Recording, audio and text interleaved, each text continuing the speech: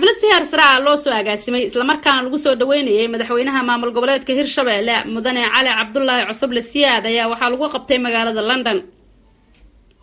munaasabada ayaa waxaa soo qaban qaabiyay jaaliyada Soomaaliyeed ee ku nool dalkan Ingiriiska iyo sidoo kale guddiga fulinta ee Hirshabelle. Ra'iisul wasaarihii hore ee xukuumadda ku meel gaarka ahayd mudane Nuur Cadde ayaa halka khudbad ka jeediyay.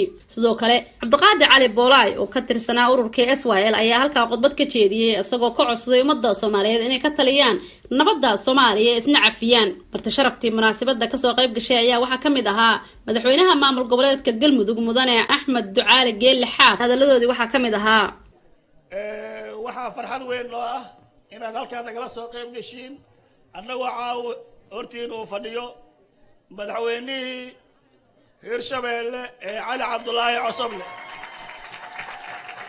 waxaan leenahay madaxweyne soo dhawow, dadkan waa dadkaagii, waxay kula mid tahay adoo maanta Jowhar joogto xaruntii joogto, waa dadkii deegaankaaga, waa dadkii kaa soo horeeyeen, waa dadkii adiga aad matalaysa madaxweynaha u ahayd.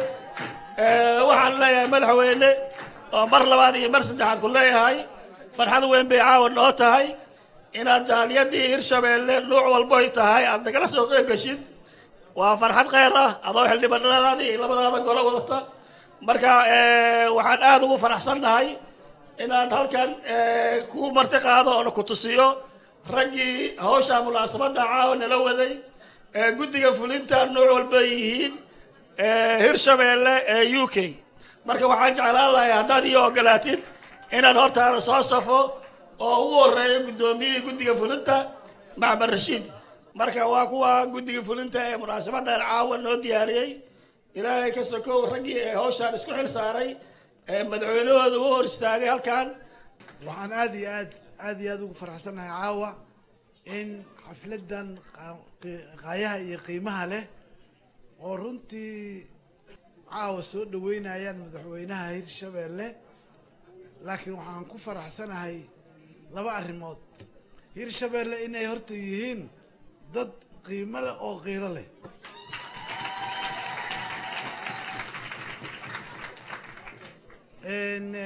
xaqiiqdii waa ku mahadsantihiin, waana ku faraxsanahay caawa madaxweynihii Hirshabelle markii uu joogo UK una arkaayo runtii indhihiisa ay qabanayaan dadkii uu madaxweynaha u ahay. waxaan jeclaan lahaa in marka ugu horeyso inaan inagu wargeliyo maalinka Isniinta. saad og tihiin waxay ku beegan tahay 74 guuradii SYL.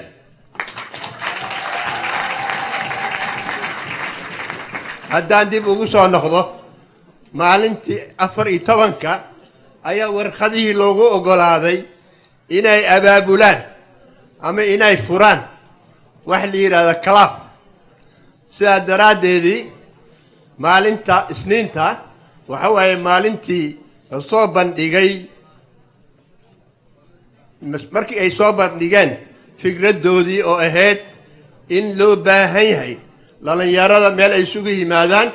Hirshabelle waxaan u rajaynayaa guul. Hirshabelle aniga door weyn aan ku leeyahay Hirshabelle. maxaa jiray 1956 shaqaalaha Soomaaliyeed ayaa waxaan u ahaa xogayaha guud. wax lagu farxo waaye in shirkan oo kale loo qabto madaxda gobollada aan ka tirsanahay. aniga hadal ku dheeraan maayo. waxaan leeyahay taariikh dheer ayaa jirta oo lagu dayan karo. inaan wax cusub bilowdo looma baahno. waad ka warqabtaa South Africa si ay ahaan jirtay iyo sidee isu bedeshay. Soomaaliya waa ku filan tahay waxay haystaan. waxaan rabaa inaan idhaahdo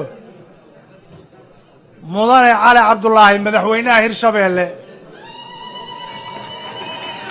waxaan leeyahay madaxweyne Cali Cabdullaahi soo dhawow.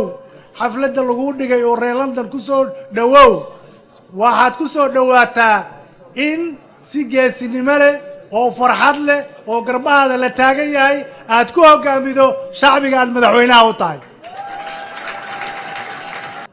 jaaliyadda Soomaaliyeed ee UK gaar ahaan jaaliyadda Hirshabeelle oo caawa halka kan inagu soo maamustay iyagoo maamusaya oo xurmaynaya madaxweynaheena dowlad goboleedka Hirshabeelle aad iyo aad baan waxaan idinka mahad celinayaa sida aad u soo diyaariseen ee aad u soo qurxiseen martida sharafta leh ee nooga timiday Hirshabeelle uu hogaaminayo madaxweynaheena Cali Cabdullaahi Cosoble waxaan leenahay wadanahay hooyooyinka London ee ka soo jeeda Hirshabeelle welcome to London martida kula socota madaxweyne soo dhawow masaakiinu raacna madaxweyne soo dhawow mudana caliyo wa madaxweyne soo dhawow intaas kadib waxaan rabaa jaaliyadda Hirshabeelle waa mahadsantihiin annaga safar dheer aan ku nimiday waxaana keenay jacaylkiina madaxweynaha jacaylkiisa iyo maamulka jacaylkiisa waxaan rabaa wax yar in laga raali ahaado ninkaan daba taagan Hirshabeelle kaliya xilka ma saara gobolka banaadir xaquuqda ka maqan xilka ka saaran madaxweyne hogaamiyaan hagrahaynin Hirshabeelle waa heleen hogaamiyaan hagrahaynin Hirshabeelle waa heleen hubashida kad hersara Hirshabeelle waa heleen waxaan idinka codsanayaa oo mar labaad idinka codsanayaa mar saddexaad idinka codsanayaa oo Soomaali oo dhan ka codsanayaa dhulkeennii si aan ugu noqono aanu barwaaqada ku jirta kala soo baxno waxbana tari mayso dhalanteedka anagu wax kale oo maanta intaan idiin sheegi karnaa ma jiro meeshaasaan joognaa labada gobol oo ugu aawa hoosaysaan nahay laakiin waa soo bixi doonaa labada sano soo socdaana daawada adinkuna soo kaalmeeya ugu dambeyntii ayaa halkaa waxaa khudbad ka jeediyey madaxweynaha maamul goboleedka Hirshabeelle Cali Cabdullaahi Cosoble Siyaad asagoona ka codsaday bulshada Soomaaliyeed inay ka qayb qaataan horumarka dalka Soomaaliya dhanka kale madaxweynaha ayaa sheegay inuu doonayo inay dib u howlgeliyaan xarbihii waaweyn ee ku yaalay gobolka Shabeellada Dhexe asagoona ka codsaday bulshada reer Hirshabeelle inay qayb ka qaataan horumarka deegaanka Hirshabeelle caawa haddaa u fiirsataan runtii xaqiiqda dhabta ah ee meeshan ka jirta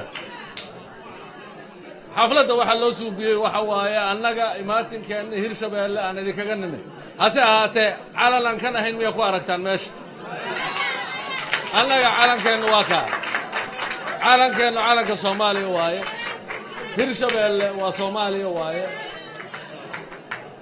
waxa waaye hal wadan aan nahay hal qaran aan nahay hal ummad aan nahay xaqiiqdu waxa waaye waa waajib weligeedna waa ay soo ahayd tuulooyinka in la maamulo degmooyinka in la maamulo gobollada in la maamulo wax walba aan qabanaa oo aan Hirshabeelle ka qabanaaho Soomaaliya oo idil ay anfici doonaan ammaanka haddaan ka shaqeyno Hirshabeelle Soomaaliya ammaankeeda ayaan ka shaqeynay haddaan horumarka Hirshabeelle ka shaqeynana horumarka Soomaaliya ayaan ka shaqeynay reer Hirshabeelle dalkii iyo halkan de waxaan u jeedinayaa baaq ah in fadhiga laga kaco in gacmaha la isqabsado in dadku inay isdhex galaan laga shaqeeyo in laga shaqeeyo sidii maalgashi loo samayn lahaa warshadii balcad waa la socotaan weli waa sideedii inay tahay Soomaaliya lama bililiqaysan warshadii dharka ee balcad waa sideedii waxay u baahan tahay kicinay u baahan tahay hadday Soomaaliya wixii la soo maray warshada laga badbaadiyey maanta ma in laga baqay u baahan tahay in la maal gashado oo nabadda ay soo noqoto ee ciidamo qaran ay jiraan oo kala dambeyn ay jirto warshadii sokorta ee Isnaay ee la soo hadal qaaday aniga xarunta madaxtooyada ii ahay u jirta 4 tilaabo aniga dhinacayga waa u lugayn karaa waana ka soo lugayn karaa meesha sidaas miyaa maanta u baahan in laga baqo xaqiiqdu waxa waaye wax badan oo aad qabsan kartaana jira nidaamkii hore waa laga yimi dawlad hadda dhaqaale iyo awood ayada hayso oo warshado ayada inta keenta dhisaysa uma jirto shacabka ayaa laga rabaa maalgashi inay samaystaan madaxweynayaasha maamul goboleedyada dalka ka jira ayaa waxa ay kamid ahaayeen guddigii ballaarnaa oo hogaaminayay madaxweynaha jamhuuriyadda federaalka ee Soomaaliya mudane Maxamed Cabdullaahi Farmaajo iyagoo dalka Ingiriiska u soo gaaray inay ka qayb qaataan shirweynihii ka dhacayay magaalada London ee looga hadlayay arrimaha Soomaaliya. xanaan shidane warbaahinta qaranka Soomaaliyeed magaalada London.